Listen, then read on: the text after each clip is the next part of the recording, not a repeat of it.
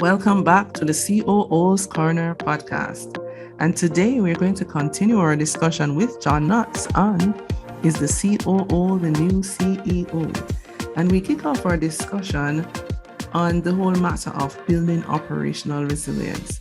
And we'll continue on the matter of strategy and also unpack when do you know that you need a COO and more. So please stay tuned. The reasons why I even started this podcast is seeing, what has been happening to the operations on a whole in businesses when this pandemic hit, and how persons have responded or not responded, and what the impact has been on their organization as a whole. And, unfortunately, some are not around today, but I have seen some who have thrived. And, I think this is a great platform to just share insights that can help persons to really, build their responses to these probabilities that can happen, and how they respond, recover, and even thrive in the long run as a result of it, of the opportunities that exist, because there are opportunities. And, so we have heard some of the tips in terms of a fractional COO, having an advisory board. On that note, John, what does the whole matter of resilience in operations, what does that mean to you, and how you think persons can, our organizations can really build this resilience? So, well, when I think of resilience, I think of a rubber band, and it's the ability to stretch and then respond and bounce back, right, and then get back to business as usual. Business as usual is not as usual anymore. No, but it's unusual. It's funny because this whole concept of I'm too busy to actually plan. The reason why you're so busy is because you don't have a plan. I know what I'm doing this entire week. I have it written down. It's in my book. It's in my plan. Yes. I know why I'm doing it. And if something happens, if I get hit with some surprise, I just go to the plan and say, okay, what do I need to adjust? What happens is people are busy fighting fires because they don't take the time to plan. So everything is like an earthquake. It's just tearing apart the business because they don't have any true north to be driving to. They're like, hey, this is our focus, heads down. The biggest thing that I said when the pandemic happened last year and late in 2019 for, places that were more in Asia. Right. The biggest thing I said is focus on your strategy. Mm. If you focus on your strategy, you live to your core values, you will get through this. And what happened is people stopped focusing on their strategy, or they didn't have one and they had no idea what to do. And that really measures up to a lack of planning, whether it's strategic planning or it's preparedness planning. And resilience is all about that preparedness planning. It's managing to that risk, the potential risks that are out there. Yeah. People will tell you, oh, you couldn't plan for the pandemic. I will totally disagree with that. Because I own a horse farm. Okay. It's one of the 5 businesses. My wife and I, we bought 100 acres and we're running a horse farm. We have 43 horses on property. The first year that we had the horse farm, one of the first things that we did is we created a disaster preparedness plan. When you have a bunch of horses on property and you have something like, say, a wildfire. Yes. And it gets dry here in Texas, not right now because it's very green. We have a lot of rain, but it normally gets very dry, which means you could have a wildfire happen. And that can be very dangerous to horses that are trapped in little paddocks, little corral areas. So what do you do if something like that happens? And the big things here in South Texas The two main things that we have to deal with is flooding, because we get a lot of flash floods. It dries up here and then all of a sudden it just storms Wow. for like a week and we have flooding everywhere. Or during the winter, although we don't get harsh winters except for this last one, we always have some kind of freeze. And when it freezes on a property that's 100 acres in size, you got pipes that are going to be breaking. Yeah. And you're not going to be able to get water to horses, and which is they drink, all day long. Gallons. So when I started looking at all of the, my wife and I, we were brainstorming, what are all the things that could happen?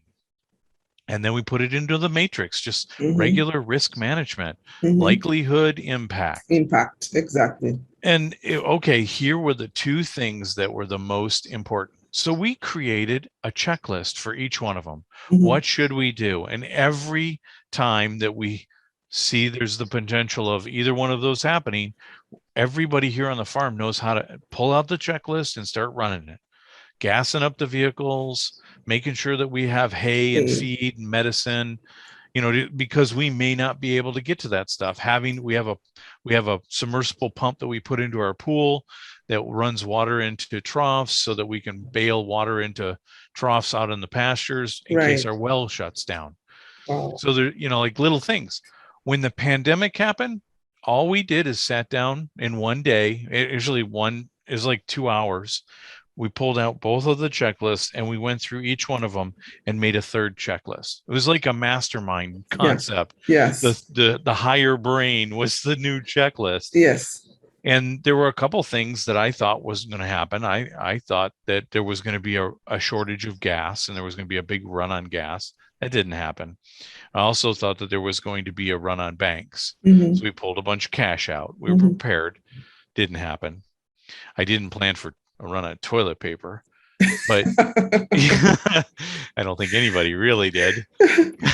Somebody's sitting on that toilet paper throne today. Yes, I'm but set. better be prepared than sorry, and that's really what we're saying here. But if you had that preparedness plan with those checklists, you could have done the same thing. So to our listeners, John, I would say if you have not touched your strategy in a year and a half, something is wrong, right? Yeah. As soon as that pandemic hit, you should have, picked up your strategy and say, okay, what needs to be changed, right? So at least twice you should have looked at your strategic plan to see, okay, am I focusing on the right things? And as John mentioned, are we living in line with our values, right? So if, for example, one of your values is care, are you showing that to your stakeholders, to your internal and external stakeholders? They need to feel that. So if you're not being true to what you are saying, then you're going to have a disconnect and you're going to have all kinds of problems happening and wondering, why am I not operating at the optimal, why am I not getting the results I know I can get? And these are some of the reasons why. So when we go into an organization and, trying to see what's causing the lack of performance, sometimes it goes right back to your strategy and really following that. If you even have one. Let's start with that. Start with the first question. Does it exist? Right. And go ahead, John. The second question after that, is it written? And the third is, do you follow it? Yes. Because I have a lot of people that tell me, oh yeah, I have a strategy. And I ask them, let me see it. Well, it's in my head. Oh no. So I'm like, all right, well then that really doesn't exist, because you're just changing your mind whenever it suits you. You got to write it down and then you got to follow it. And you have to be able to show me how you follow it with a process. And just like what you just mentioned, you have to share it with those who are going to help you to achieve that plan, right? Because, then how are they going to know how to support you, right? We're going to need all hands on deck, especially in these situations. So it has to be communicated and it has to be action, but you have to have it in the first place. right? Yep. So John, I want to shift now to a little bit more about you as a COO, right? In retrospect, is there one unique situation which you thought was really funny or really frustrating, and how you overcame that as a COO? So it may seem funny now, but during that time it was really frustrating. And this came from my last. This question came from my last interview of another COO, and I thought that I'm gonna ask the next person the same question. Put them on the hot seat. Yeah. So my wife and I, we opened up this horse farm, and she's the CEO, she's the president of the horse farm. Right. It's minority owned, so she's got the share of the ownership. She is the horse person. Yes. I'm the business person. Gotcha. So I'm the business end of the horse. But Not- yeah, that's right. I like to tell people that because it's funny. But what happened was I recognized my book, or Overcoming Organizational Myopia, is all about silos. And originally I figured that silos were only in big organizations that I worked with. But what I discovered is that silos exist everywhere. You just have to learn to find them. Here at the farm, we have 6, and I can name them. Like my wife and I, we are a silo. We're the leadership silo. Right. We have our own direction. This is what we're doing. And although we may tell everybody else what it is, they're not necessarily focused on it. They're focused on the things that are right in front of them. Exactly. Right. So one of the things, as we were growing, I recognized I was not operating as a COO. We have a barn manager and we had a property manager. And my wife was running the business. And I was just I was handling the marketing and sales aspect of it, mainly the marketing piece of it, and making sure that we had exposure and we had people that were coming in with interest. And generally, that was closed through, sometimes I closed the sales, but generally it was closed by the barn manager or one of the trainers. Right. Well, as we were growing, I started to recognize this move away from values. And there were values that we knew we had, but nobody else really understood them. And there was a lot of infighting between the groups. And it became apparent that I needed to step in. So I took over as the chief operating officer for the business and made sure that all the time I'm talking about what's the purpose of our organization. What are our values? That's not in line with our value. That is, reinforcing the behaviors and stopping the ones that aren't good. And we actually had an employee that was here, and we've gone through our fair share, but that person was difficult for the women that were here to get along with. Right. Wow. And I had to take a very, strict approach. Right. And it started with, all right, I'm going to tell you exactly what you're going to do so that you understand it. Now, he was prior military. I was retired military. So kind of had that military master sergeant, it's like, okay, I'm going to listen to this guy. So was it a gunfight that happened? Well, it finally just boiled down to it wasn't going to continue. So right. as an office space, not going to work here anymore. And I ended up letting the person go, but continued in that role because I recognized that that was getting away. As your business grows, you have to continually examine and look at those things. And that was a scale decision. A lot of people confuse growth and scale. Yeah. And they want to say, oh, well, scale is just another way of growing. No, it's not.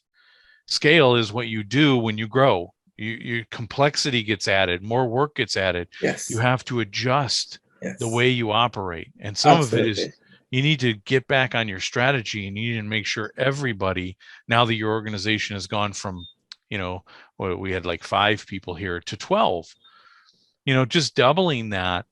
Now people don't really understand like the reason we're here because You raise a very important point that, and I've seen this even in corporate where they are growing.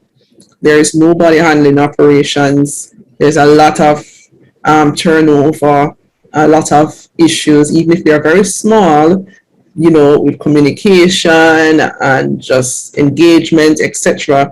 Seeing the, and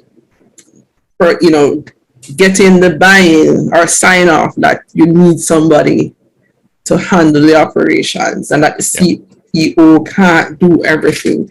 It's sometimes hard to get through to persons, but your example just shows that this is absolutely necessary. And So, it can happen to anybody. I mean, Mhm. it's the whole thing is that things are changing. So I wrote an article. I think it was in 2020 for Forbes, Of course, right. and it talked about what are the signs that you need a COO.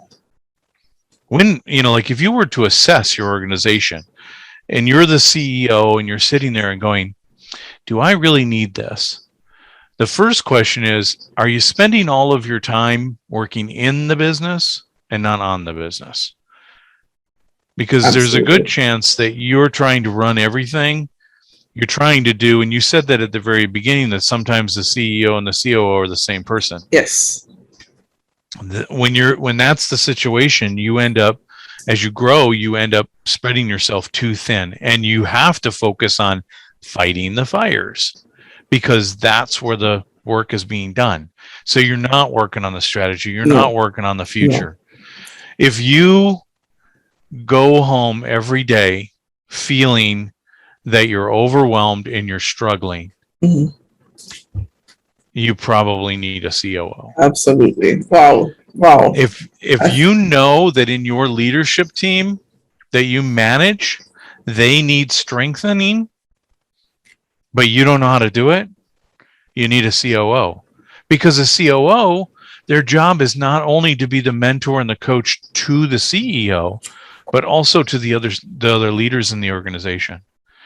And lastly, if you know that you need to grow and scale your operations, but you can't get there, you probably need a COO to come in, because that's the job of the COO, is to grow, scale, and improve your organization, your operations. I think you just gave us a lot of gems just now, John. You know, when do you know? So these are the markers, guys. When you see that red ink, that Well, red that's the biggest flag. thing, is we don't really understand what's happening. No. Management leaders, they're paid to do a job. They're responsible for it, and they don't understand really what's happening because they've never dealt with it before.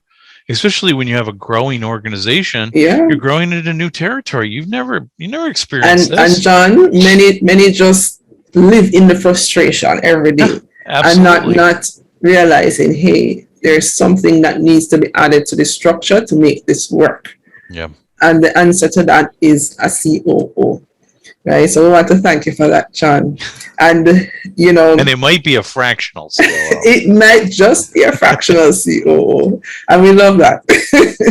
So for the persons who are probably thinking of becoming a COO, John, right, or a fractional COO, what for you, and from your experience, what has been, you say, the question that you always ask that give you, the kind of information you need to act? What is the one question you ask your teams, right? That usually, as a leader throughout your career, that has helped you in terms of making the next step, making the next move.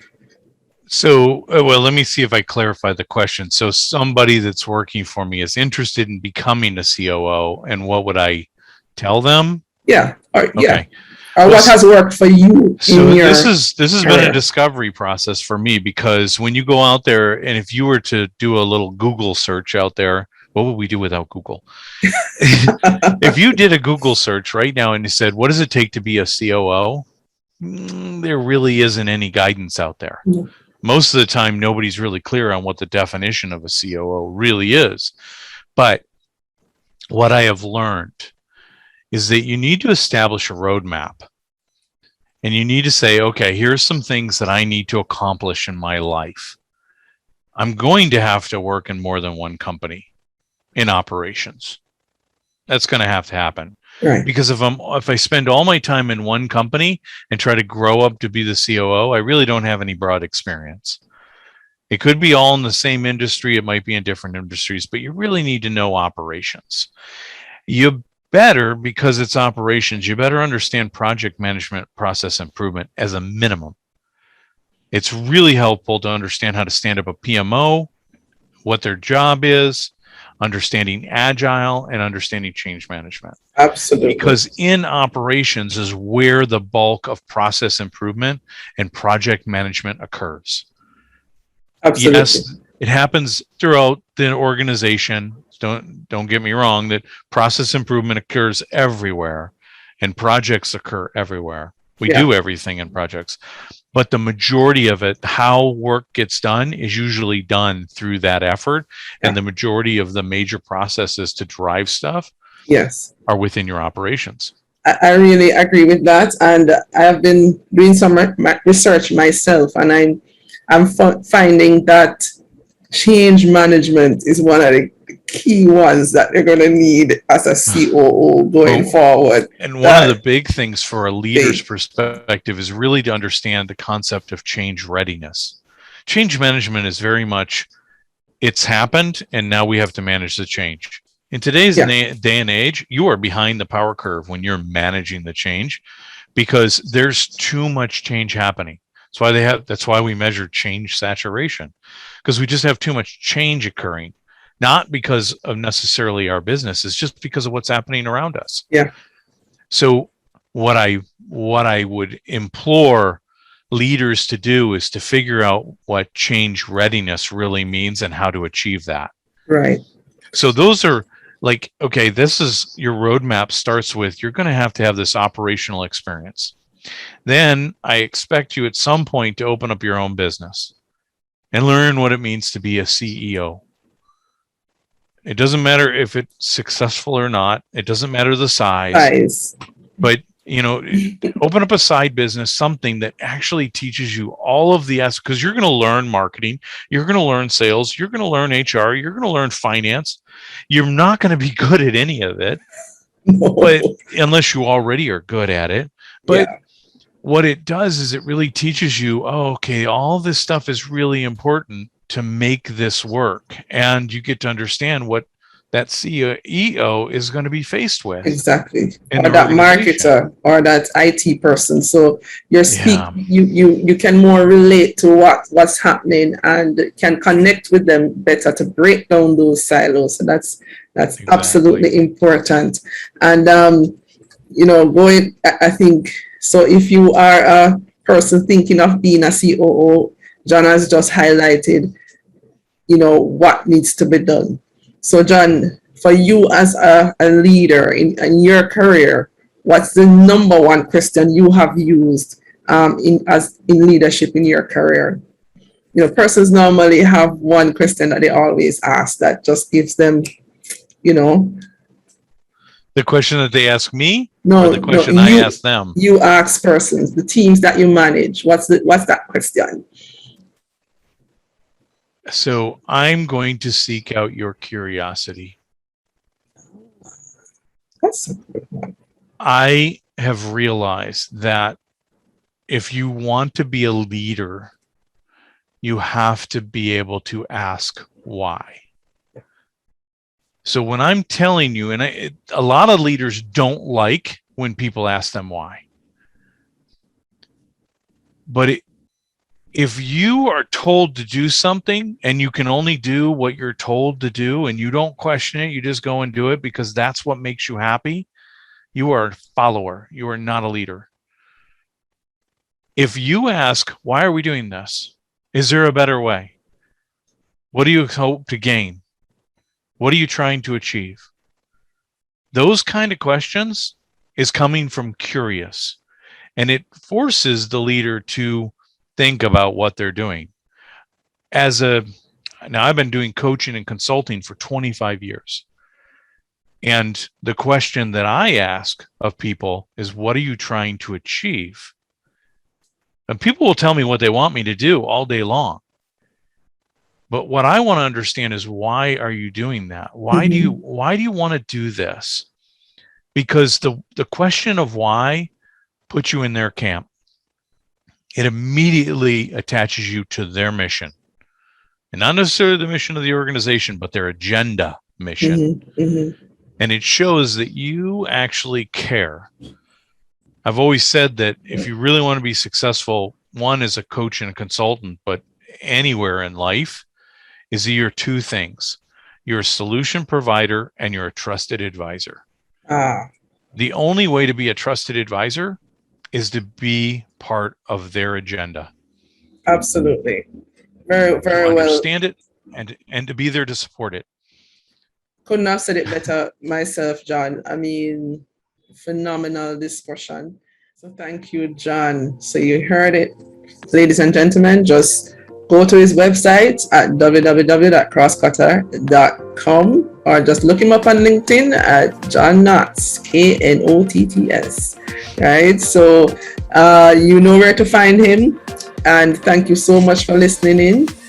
It was really a pleasure having this discussion, John, and we look forward to speaking to you again sometime soon. Awesome, so, Tamar. Yes, thank you. Well, thank you very much.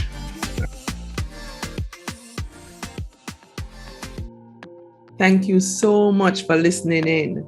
Hope this was of value to you. If you want to reach out to John, you can find him at Crosscutter Enterprises at www.crossctr.com, and you can also find him on LinkedIn. But please join us for our next information-packed episode, and that's entitled Optimizing Talent for Operational Success. This is a sore point for many organizations, so you don't want to miss this episode. We have it really tight and fun-filled. So reach out to me at tamara@tamaranelson.com or on LinkedIn at tamara-nelson if you would like to be a guest or if you'd want to share the feedback and suggestions. And I'd really love to hear from you. Also, please share and subscribe if you found this information valuable. So until next time, as we say in Jamaica, walk good.